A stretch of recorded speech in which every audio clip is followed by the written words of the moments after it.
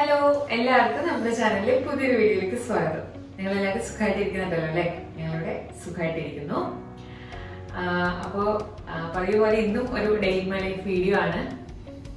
അപ്പോൾ ഞാനൊരു weight loss ജേർണിയിലൂടെയാണെന്ന് ഇതൊരു വീഡിയോസൊക്കെ കണ്ടിട്ടുള്ളവർക്ക് അറിയായിരിക്കുമല്ലോ അല്ലേ? അപ്പോൾ ഇന്ന് എൻ്റെ ഒരു ചീറ്റ് ഡേ ആണ്. സാധാരണ തിങ്കൾ മുതൽ വെള്ളി വരെയാണ് ഞാൻ എക്സസൈസ് ഒക്കെ ചെയ്യാറുള്ളത്. ശനി ഞായർ ദിവസങ്ങളിൽ എക്സസൈസ് അങ്ങ് ഒഴിവാക്കും. പക്ഷെ എങ്കിലും ഫുഡ് സാധാരണ പോലെ തന്നെ ഹെൽത്തി ആയിട്ട് തന്നെയാണ് കഴിക്കാറുള്ളത്. പക്ഷെ ഞാൻ ഇന്ന് കുറച്ച് ദിവസമായില്ലേ ഒരു ചീറ്റ് ഡേ ഒക്കെ ഇടയ്ക്ക് എടുക്കുന്നത് വളരെ നല്ലതാണ്. അപ്പോൾ ഇന്നെൻ്റെ ചീറ്റ് ഡേ ആണ്. അതുകൊണ്ട് തന്നെ രാവിലെ നല്ല മൊരിഞ്ഞ നെയ്യൊക്കെ ഇട്ടെങ്കിൽ നല്ല ഇങ്ങനെ മൊരിഞ്ഞ പ്ലെയിൻ ദോശയും മറ്റേ നമ്മുടെ തക്കാളി ചട്നിയും തേങ്ങാ ചട്നിയൊക്കെ കൂട്ടി ഒരു പിടിച്ചിട്ടാണ് ഇരിക്കുന്നത്. കുറച്ച് നാളുകൂടി കഴിച്ചതുകൊണ്ടാണ് എന്താണെന്ന് അറിയത്തില്ല, ഭയങ്കര ടേസ്റ്റ് തോന്നിയിട്ടുണ്ട് ദോശയ്ക്കും ചമ്മന്തിക്കൊക്കെ. അത് കഴിഞ്ഞ് ഇപ്പോൾ ദോശയൊക്കെ കഴിച്ച് കഴിഞ്ഞ് ഇരിക്കുന്ന സമയമാണ്. അപ്പോൾ ഞാൻ കരുതി കുറേ ദിവസമായി നമ്മുടെ അടുക്കള ഒന്ന് ക്ലീൻ ചെയ്യണം എന്ന് വിചാരിച്ചിരിക്കാൻ തുടങ്ങിയിട്ട്. ഏകദേശം ഒരു 2 മാസത്തോളമായി ഒരു ഡീപ്പ് ക്ലീനിങ് ചെയ്തിട്ട്. അല്ലാതെ നമ്മൾ ഡെയിലി ക്ലീൻ ചെയ്യുന്നുണ്ടെന്നുള്ള, അല്ലാതെ നമ്മൾ കബോർഡ്സിൻ്റെ ഉള്ളിലും അല്ലെങ്കിൽ അങ്ങനെ ഒന്ന് ക്ലീൻ ചെയ്ത് കുറച്ച് നാളായി. അപ്പം ഞാൻ കരുതി ഇന്ന് ഒരു ഡീപ്പ് ക്ലീനിങ് ചെയ്യാം. അപ്പോൾ വെറുതെ ഇരിക്കണ്ടല്ലോ, നമുക്ക് ഒരു എക്സസൈസ് ആവും, നമ്മുടെ അടുക്കളയും ക്ലീൻ ചെയ്ത് കിട്ടും. അപ്പോൾ അടുക്കള ഡീപ്പ് ക്ലീൻ ചെയ്യണം. ഞാൻ തന്നെയല്ല, ഞങ്ങൾ രണ്ടുപേരും കൂടിയാണ് ക്ലീൻ ചെയ്യുന്നത്. അത് കഴിഞ്ഞൊരു നല്ല അടിപൊളി ഒരു ബിരിയാണി ഉണ്ടാക്കി കഴിക്കണം എന്ന് വിചാരിച്ചാണ് ഇരിക്കുന്നത്. അത് ഈസി ആയിട്ട് പെട്ടെന്ന് ഉണ്ടാക്കിയെടുക്കാൻ പറ്റുന്ന ഒരു കുക്കർ ബിരിയാണി ഉണ്ടാക്കണം എന്നാണ് വിചാരിക്കുന്നത്. അപ്പോൾ അതിന് സമയം കിട്ടണമെങ്കിൽ ഞാൻ ഇപ്പം മുതലേ അടുക്കള ഒന്ന് ഡീപ്പ് ക്ലീൻ ചെയ്ത് വെക്കണം. അപ്പോൾ ഞാൻ തുടങ്ങുകയാണ്. ഇനി സംസാരിച്ചുകൊണ്ടിരുന്നിട്ടുണ്ടെങ്കിൽ നമ്മുടെ ബിരിയാണി കഴിക്കാനായിട്ട് വൈകി പോകും. അപ്പോൾ നമ്മുടെ ചാനൽ ഇതുവരെ സബ്സ്ക്രൈബ് ചെയ്യാത്ത ആരെങ്കിലാണ് വീഡിയോ കാണുന്നതെങ്കിൽ ഒന്ന് സബ്സ്ക്രൈബ് ചെയ്തേക്കുക. പിന്നെ ഞങ്ങളുടെ വീഡിയോസിനെ കുറിച്ചുള്ള അഭിപ്രായങ്ങൾ കമൻറ്റ് ചെയ്യാനും മറക്കരുത്. അപ്പോൾ ഞാൻ എൻ്റെ പണിയിലേക്ക് കിടക്കട്ടെ. ഓക്കെ, അപ്പോൾ നമുക്കിനി അടുക്കള ഡീപ്പ് ക്ലീൻ ചെയ്തിട്ട് കാണാം.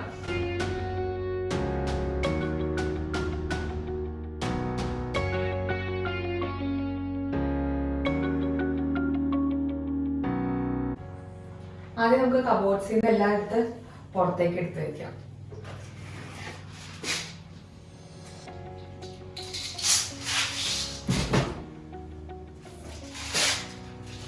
ആകെ കുറച്ച് കബോർഡ്സ് അല്ലേ ഉള്ളൂ. അപ്പോൾ ഓരോന്നിൽ നിന്നും സാധനങ്ങൾ പുറത്തിറക്കും. എന്നിട്ട് നനഞ്ഞ തുണി കൊണ്ടൊന്ന് തുടയ്ക്കും. അതിനുശേഷം ഉണങ്ങിയ തുണി കൊണ്ട് വീണ്ടും തുടച്ച് വൃത്തിയാക്കും. എന്നിട്ട് സാധനങ്ങളെല്ലാം പഴയ പോലെ തന്നെ ഒന്ന് ഓർഡർ ചെയ്ത് എടുത്ത് വയ്ക്കും. പിന്നെ എനിക്ക് ഹൈറ്റ് കുറവായതുകൊണ്ട് ഇവിടുത്തെ കബോർഡ്സൊക്കെ അത്യാവശ്യം ഹൈറ്റിലാണ്. അപ്പോൾ എനിക്ക് എപ്പോഴും എടുക്കാൻ അത്യാവശ്യം വേണ്ട സാധനങ്ങളൊക്കെ എൻ്റെ കയ്യെത്തും ദൂരത്ത് എടുത്ത് വെച്ച് ആ ഒരു അറേഞ്ച്മെൻറ്റിലാണ്. അപ്പോൾ ഞാൻ തന്നെ എനിക്ക് ഓർഡർ ചെയ്ത് വെച്ചാലേ എനിക്കൊരു ഐഡിയ ഉണ്ടാവുള്ളൂ ഏതൊക്കെ സാധനങ്ങൾ എവിടെ ഇരിക്കുന്നതെന്നുള്ളതേ. അല്ലെങ്കിൽ എനിക്ക് ഈ കുക്ക് ചെയ്യാൻ നേരത്ത് ഭയങ്കര തപ്പൽ വരും ഏതൊക്കെയാണ് എവിടെയൊക്കെയാണ് ഇരിക്കുന്നതെന്നുള്ള കാര്യത്തിൽ. അപ്പോൾ ഇപ്പം ഞാൻ വൃത്തിയാക്കിയപ്പോൾ നനഞ്ഞ തുണി കൊണ്ട് തുടച്ചു എന്ന് പറഞ്ഞല്ലോ. അതല്ലാതെ വേറെ ലോഷനോ കാര്യങ്ങളോ ഒന്നും തന്നെ ഉപയോഗിക്കുന്നില്ല കേട്ടോ. കാരണം കബോർഡിൻ്റെ അകത്ത് ഒരുപാട് അങ്ങനെ വൃത്തികേടായൊന്നും അല്ല ഇരിക്കുന്നത്. ജസ്റ്റ് നനഞ്ഞ തുണി കൊണ്ട് തുടച്ചെടുത്താൽ പോരുന്ന ചെളികളും അല്ലെങ്കിൽ അങ്ങനത്തെ അഴുക്ക് മാത്രമേ ഉള്ളൂ. അതുകൊണ്ട് ഞാൻ വേറെ കെമിക്കൽസ് ഒന്നും തന്നെ ഇത് വൃത്തിയാക്കാനായിട്ട് എടുക്കുന്നില്ല. ഈ 2 കബോർഡ്സാണ് മെയിനായിട്ട് എനിക്ക് എപ്പോഴും എടുക്കേണ്ട സാധനങ്ങൾ ഇരിക്കുന്നത്. അതിൻ്റെ അകത്ത് മേലത്തെ തട്ട് ഓൾറെഡി ഞാൻ ക്ലീൻ ചെയ്ത് ഓർഡറാക്കി വെച്ച് കഴിഞ്ഞു. അതിനുശേഷം താഴത്തെ തട്ട് ഓർഡർ ചെയ്യുകയാണ് കേട്ടോ.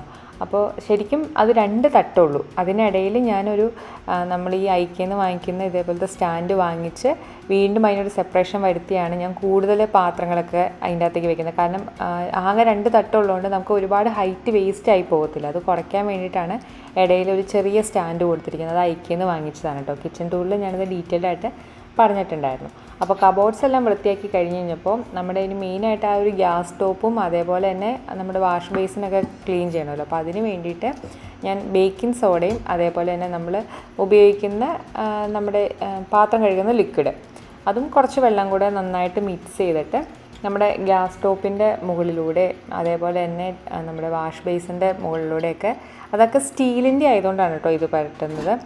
അപ്പോൾ ഈ ഒരു മിശ്രിതം, ഈ ഒരു ബേക്കിംഗ് സോഡയും അതേപോലെ തന്നെ നമ്മുടെ പാത്രം കഴുകുന്ന ലിക്വിഡും വെള്ളം കൂടി ചേർത്തുള്ള ഒരു മിക്സ് നമ്മളിതേപോലെ ഇങ്ങനെ സ്റ്റീലോ അല്ലെങ്കിൽ മെറ്റൽ ടോപ്പിൻ്റെ ഒക്കെ മുകളിലുള്ള അഴുക്കുകൾ വൃത്തിയാക്കാൻ പറ്റിയ ഒരു മാജിക് മിക്സാണ്. നമ്മുടെ ഓവൻ ക്ലീൻ ചെയ്യുന്ന വീഡിയോയിലും അതേപോലെ തന്നെ വാഷിംഗ് മെഷീൻ ക്ലീൻ ചെയ്യുന്ന വീഡിയോയിലൊക്കെ ഞാനത് കാണിച്ചു തന്നിട്ടുണ്ടായിരുന്നു.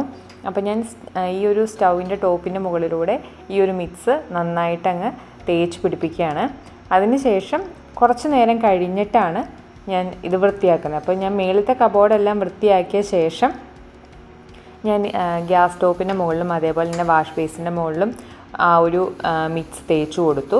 അത് കഴിഞ്ഞ് താഴത്തെ കബോർഡ്സൊക്കെ വൃത്തിയാക്കി കഴിഞ്ഞ ശേഷം പിന്നെയാണ് ഇത് വൃത്തിയാക്കിയത്.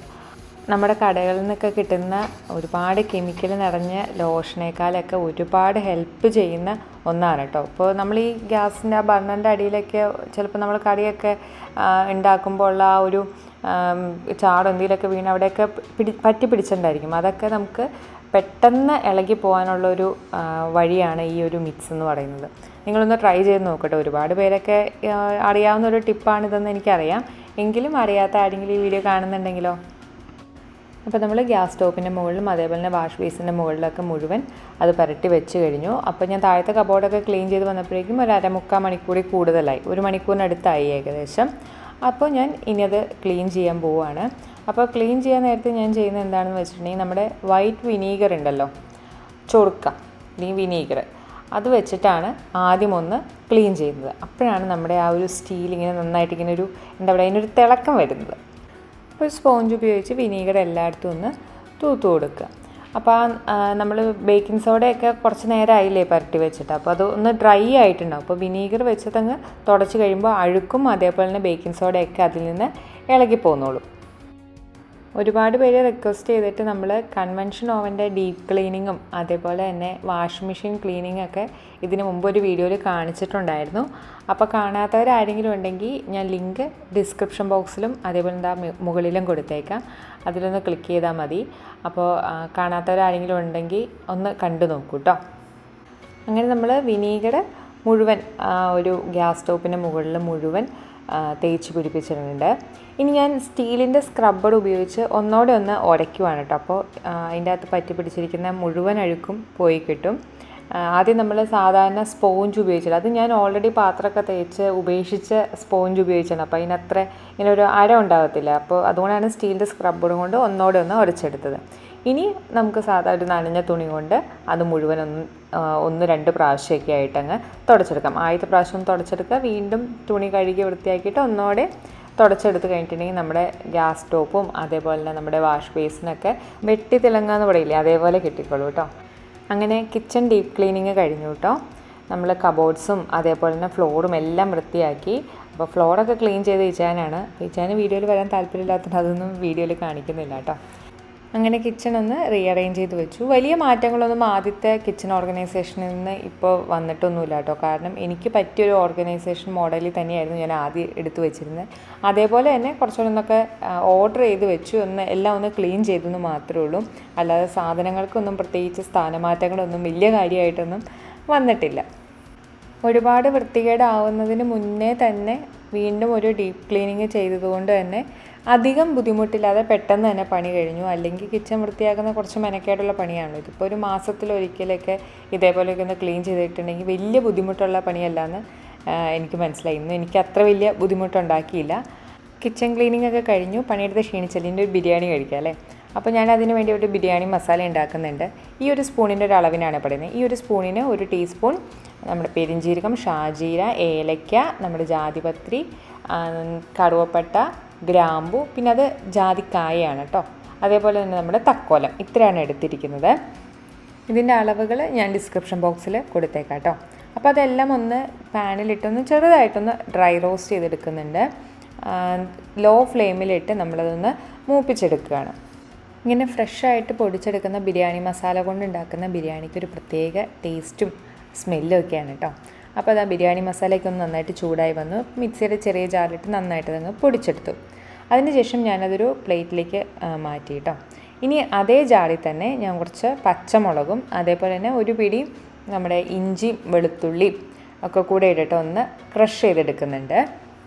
നിങ്ങളുടെ കയ്യിൽ ഫ്രഷായിട്ടുള്ള മല്ലിയില പുതിനയിലയൊക്കെ ഉണ്ടെങ്കിൽ അതും ഒരു പിടി ചേർത്ത് കൊടുക്കാം. ഫ്രഷ് ആണെങ്കിൽ മാത്രം കേട്ടോ. എൻ്റെ കയ്യിൽ ഫ്രോസൺ ആയതുകൊണ്ട് ഞാനത് ചേർത്ത് കൊടുക്കുന്നില്ല. അല്ലാതെ ഇഞ്ചി വെളുത്തുള്ളിയും പച്ചമുളകും മാത്രമാണ് ക്രഷ് ചെയ്തെടുക്കുന്നുള്ളൂ. ഇനി കുക്കർ എടുക്കുക, അതിലേക്ക് ഞാൻ 1 ടേബിൾ സ്പൂൺ നെയ്യ് ചേർത്തിട്ടുണ്ട്. അപ്പോൾ ഈ 1 ടേബിൾ സ്പൂൺ നെയ്യ് മാത്രമേ ഞാൻ ഈ ഒരു ബിരിയാണിയിലേക്ക് ചേർക്കുന്നുള്ളൂ കേട്ടോ. കാരണം ഞാൻ പറഞ്ഞല്ലോ ഞാനൊരു വെയിറ്റ് ലോസ് ജേർണിയിലാണ്. അപ്പോൾ കുറച്ച് നെയ്യ് ഇതൊക്കെ കുറച്ച് ഒരു ബിരിയാണി ഉണ്ടാക്കാമെന്ന് കരുതിയിട്ടാണ് ഞാൻ നെയ്യുടെ അളവ് കുറച്ചത്. നിങ്ങൾക്ക് നെയ്യുടെ അളവ് നിങ്ങൾക്ക് ഇതിൽ കൂടുതൽ വേണമെങ്കിലും ആഡ് ചെയ്ത് കൊടുക്കാം കേട്ടോ. അപ്പോൾ ആദ്യം ആ നെയ്യിൽ ഞാൻ അണ്ടിപ്പരിപ്പൊന്ന് വറുത്തെടുത്തു. അതിനുശേഷം അതിലേക്ക് തന്നെ കുറച്ച് നമ്മുടെ ഉണക്കമുന്തിരിയും കൂടെ ചേർത്തിട്ട് അതും ഒന്ന് വറുത്തെടുത്തു. എന്നിട്ട് ഇതേ നെയ്യിലേക്ക് തന്നെ അരിഞ്ഞു വെച്ചിരിക്കുന്ന സവാള ചേർത്ത് വഴറ്റുകയാണ് ചെയ്യുന്നത്. അപ്പോൾ ഈ ഒരു ബിരിയാണിക്ക് നമ്മൾ കുറച്ച് ഒരു ഹെൽത്തിയർ വേർഷനിൽ നമ്മളൊരു ബിരിയാണി ഉണ്ടാക്കുകയാണ്. ഒരുപാട് വറുത്തും പൊരിച്ചൊന്നും അല്ല നമ്മൾ ഉണ്ടാക്കുന്നത്. അപ്പോൾ ആകെ നമ്മൾ ഇതിൻ്റെ അകത്ത് വറുക്കുന്ന സാധനം എന്ന് പറയുന്നത് കപ്പലണ്ടി അല്ല അണ്ടിപ്പരിപ്പും മുന്തിരി മാത്രമാണ്. അത് കഴിഞ്ഞപ്പോൾ ഞാൻ അതിലേക്ക് പെരിഞ്ചീരകവും കറുവപ്പട്ടയും ഏലക്കയും ബേ ലീഫും ഗ്രാമ്പും ഇട്ട് കൊടുത്തിട്ടുണ്ട്. അതൊന്ന് മൂപ്പിച്ചെടുക്കുകയാണ്.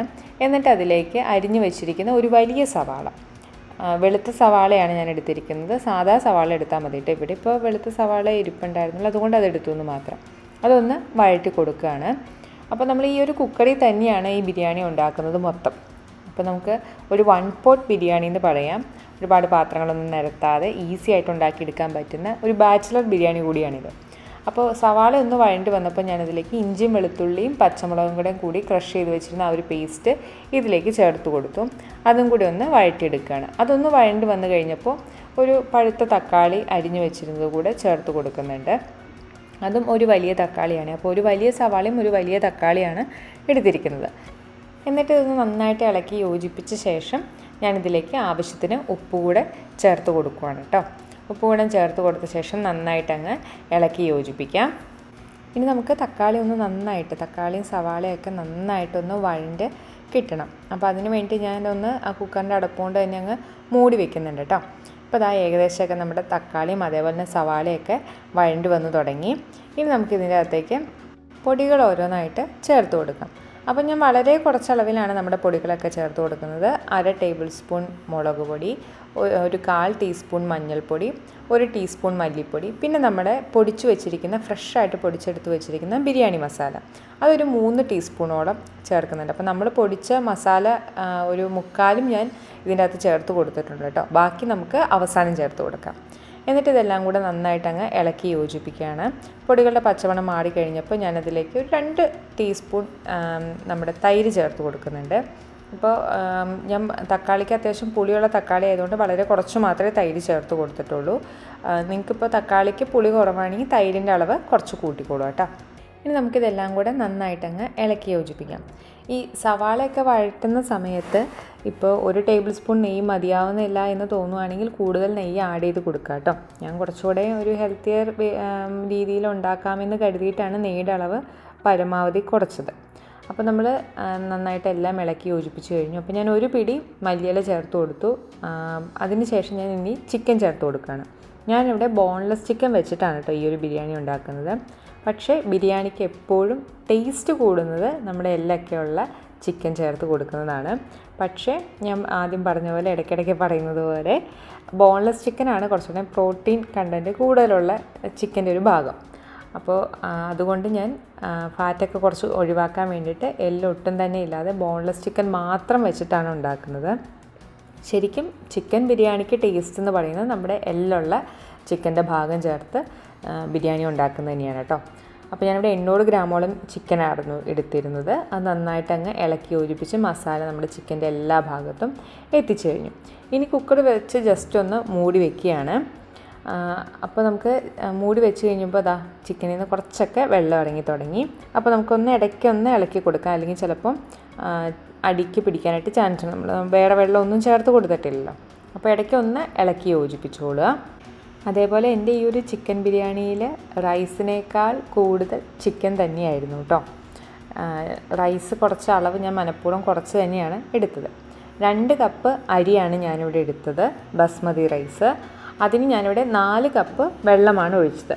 പക്ഷേ എനിക്ക് ഉണ്ടാക്കി വന്നു കഴിഞ്ഞപ്പോൾ എനിക്ക് തോന്നി 2 കപ്പ് അരിക്ക് 4 കപ്പ് വെള്ളം ഒഴിക്കാതെ അതിന് പകരം ഒരു 3.5 കപ്പ് വെള്ളമായിരുന്നെങ്കിൽ കറക്റ്റ് നമുക്ക് ആ റൈസിൻ്റെ ടെക്സ്ചർ കറക്റ്റായിട്ട് വന്നേനെ.